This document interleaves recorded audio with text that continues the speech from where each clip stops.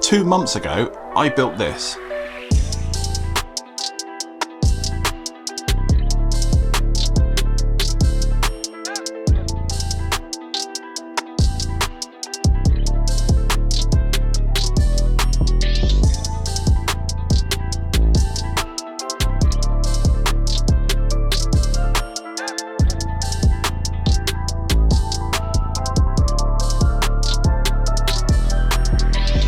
I posted that video, everybody was very excited about it, and then I went completely quiet on it. A few of you have messaged me or commented on that video asking like, where's part 2? And honestly, I finished it a few days later, but it wasn't for me. This bike was for my wife, so naturally, I built it exactly how I thought she'd like it, and then she needed to ride it to kind of know exactly what she wanted. So I kept holding off on finishing the video while she kind of got to know the bike, and I tinkered with it essentially and changed bits, and I thought I'd just wrap it up like that. But naturally, it just kind of went on and on and on, and I kept changing things, and even before she even said anything, I was like, oh, can I actually change this? And then I kind of didn't finish the video. So today we finish it.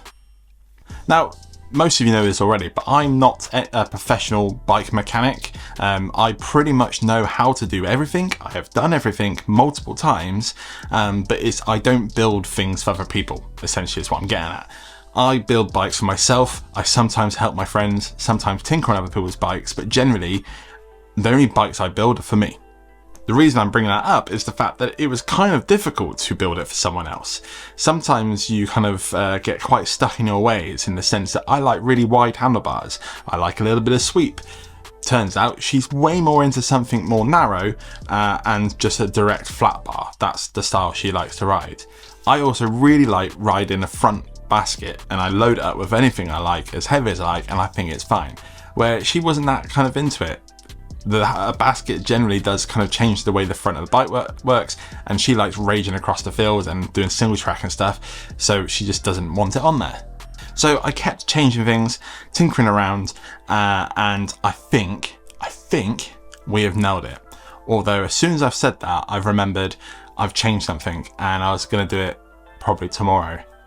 So there'll be another video after this at some point, I imagine. But anyway, most importantly, first part of this video, we need to finish the build and get it rideable. So first things first, we needed to put a saddle on there. It was one thing I didn't quite get to the other week because I left it at home, so I needed to bring it to the workshop. This is a Velo, I think that's how you pronounce it.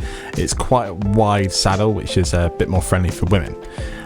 Next is the derailleur. So I was putting that Q's derailleur on it in the last video. That's one I planned to.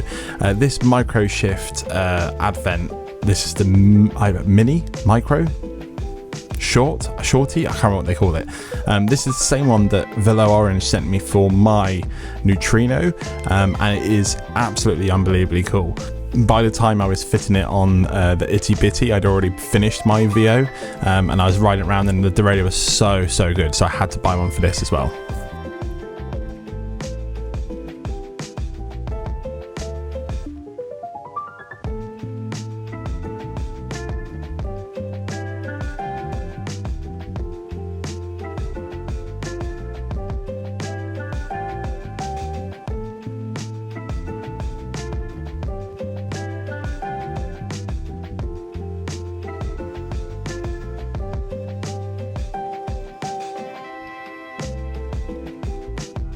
Okay, so now I've got the chain on, the radio's all kind of sorted. I still need to put the cable on. I wanted to get the brakes kind of plumbed in. They've got these hydraulic ones. I don't know if I mentioned in the last video which ones they are, but they are Shimano. I want to see like MTBR. I've forgotten. Doesn't really matter anyway. They're the kind of basic hydraulics from Shimano. I like these. They're really easy to set up, and they stop really well, especially on little wheels like this. Saying that though, I am going to get the shifter put on and kind of get the grips on as well. So the shifter is the micro shift one, that's the matching one to that little shorty cage, and then the grips are these Def grips by DMR. What else would I be putting on one of my bikes?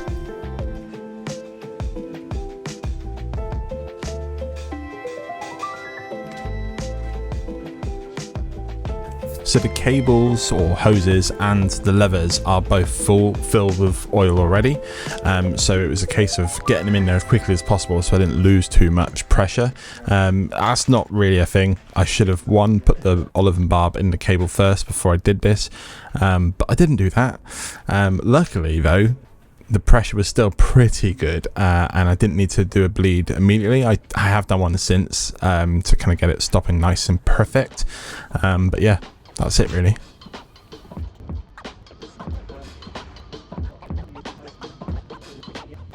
Now this is a fun bike, so it deserves a fun bell. So here's a spicy chili pepper. Oh no, wait, I've just got it. It's a bell pepper, isn't it? It's a bell pepper. Ah, that's annoying. Oh well. Moving on to the cabling for the gears and the derailleur, sort all that stuff out.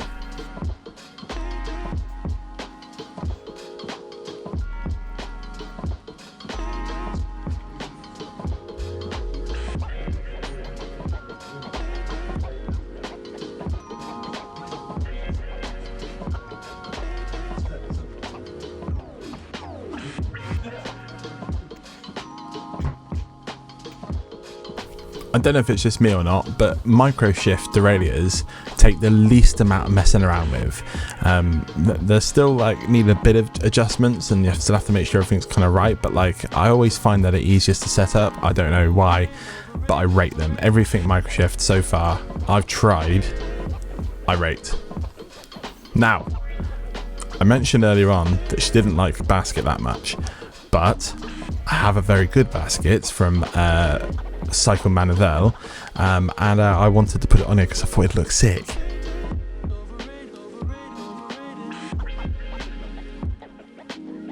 You're going to see what I'm talking about in a second, but I should have mounted this on the eyelets on the bottom of the fork, but I didn't have short enough bolts that weren't affecting the disc.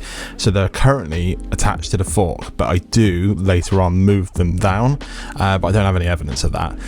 But for the next videos at least, it's in the wrong place. Should we have a look at it?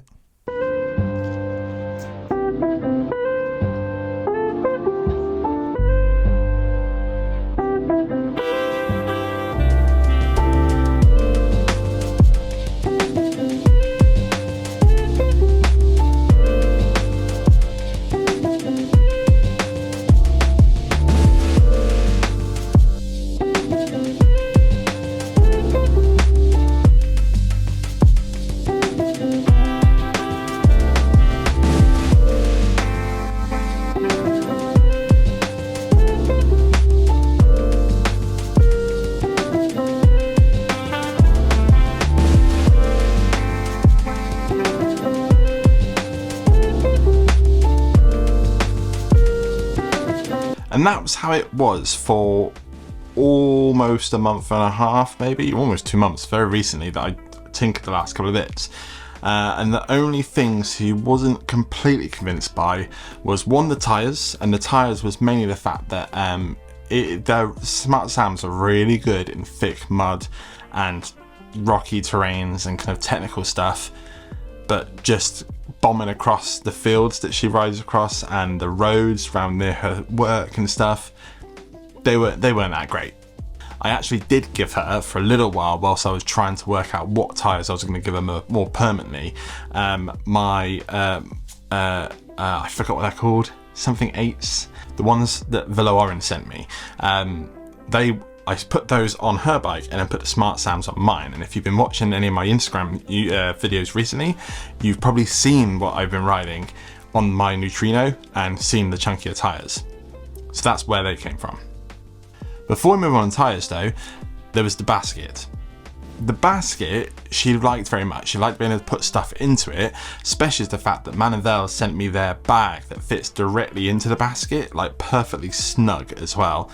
There's a couple of straps on the bottom of the bag as well, so you can attach it permanently to the basket, or semi-permanently, whilst you're riding and stuff. And the top kind of folds out and you can open it up. I'm going to show you more on that in a future video, because that basket and bag combo is going on one of my bikes. So you'll see that in way more detail soon. Very, very cool product. So I took that back, and then I also needed to put a bag on there. So let's go and look at me doing that. Oh, hold on. There is one more thing. This bike, and I've said it once already, is a definition of fun. Same with my neutrino. Like, mini Velos are crazy fun. I love riding them around, love riding them in the city, commuting, or even just like around local trails and stuff. Big up the mini Velos, love them very much. The point I'm making is these bikes are made for fun, quite like my fun stickers. Warning, this bike was built for fun, please ride irresponsibly. This is still by far the most popular sticker I've ever released on my website. I've just restocked a load of them and some of the other stickers, but I have a question for you. Some of you have been asking for the classic SMILEY stickers to come back, the shield, which I'll put up on the screen right now because I don't think I have any.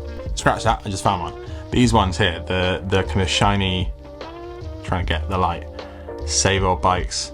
So this is the black one. I've done them in pink, done them in green, done them in all sorts of colours. I want to know what colours you want. You've been asking for these to come back. What colours? You tell me in the comments below. But if you want to pick up any stickers I currently have on the website, you can find those at SMILEYBikes.com. Let's finish this bike.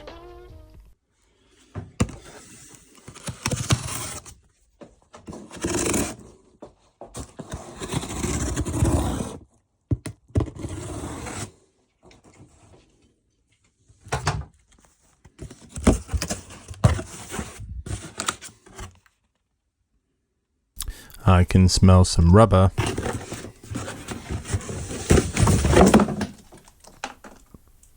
Yeah. So when the bike was shipped and it was on its way, these were the tyres that were in my mind. But when I went to order them, they were out of stock. But when I needed them again, they were in stock. So that's what we have. The next thing is a frame bag. That's the thing I think possibly the best way to carry things. This is the one I ordered online and it just doesn't fit. I didn't think it would fit because this is designed for more of a mountain bike geometry.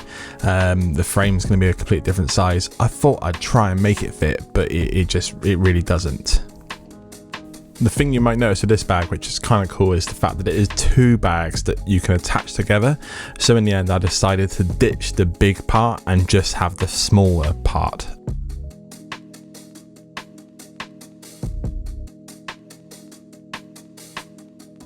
As you can see here, I have different handlebars on it all of a sudden. I'm not sure why the clip of me removing the old ones isn't there, but it isn't there. So here we are. These are the Cannondale somethings. I forgot what they're called. Like they're basically a Cannondale bar anyway. They don't make that many handlebars. But this is like a high rise. It's the same rise as the Spanx, but these are way more narrow. So they're a bit better in the hallway, to be fair. So they're not it's not taking up as much space, but it is, and they've got a little bit more of a sweep back as well. Not that much, but a little bit. So they're way more comfortable, put it that way.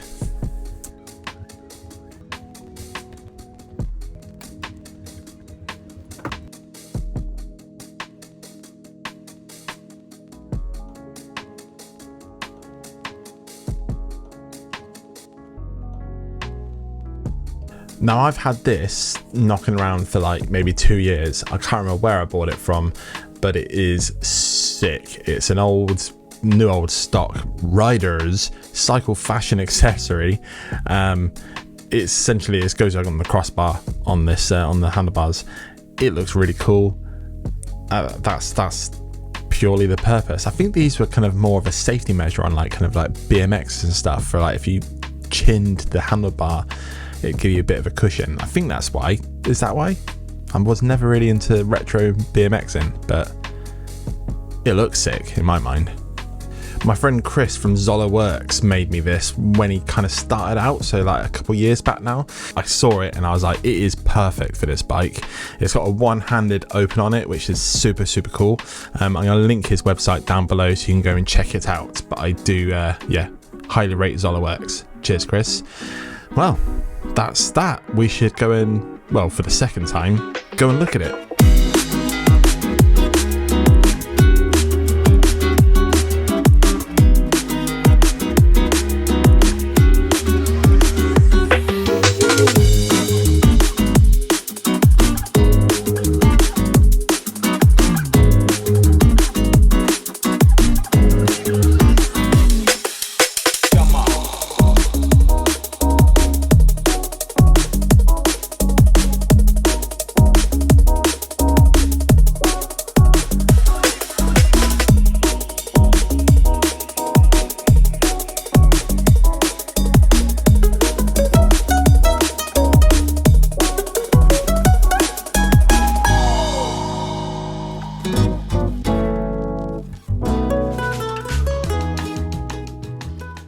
And that's that.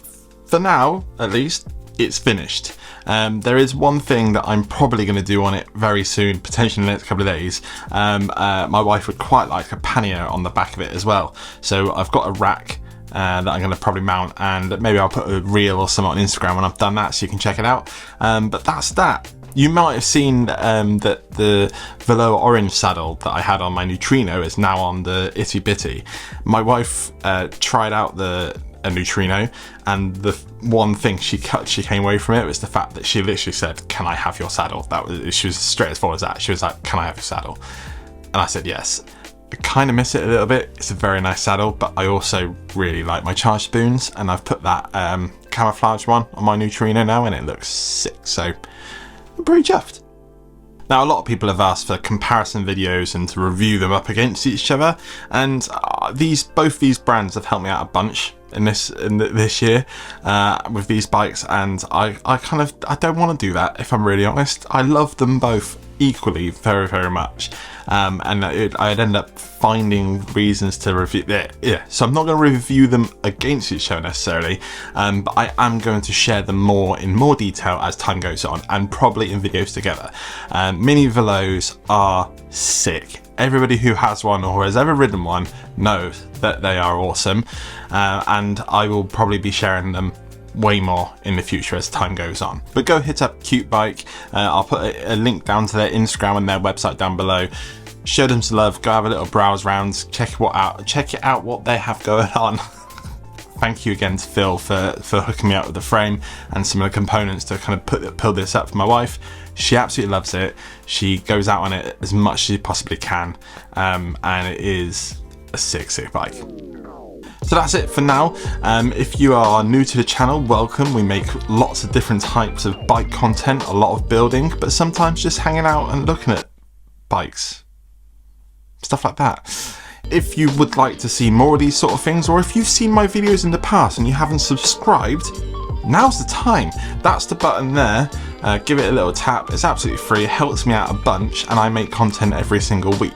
And if you can't wait until the next video, that one there is a particularly good one.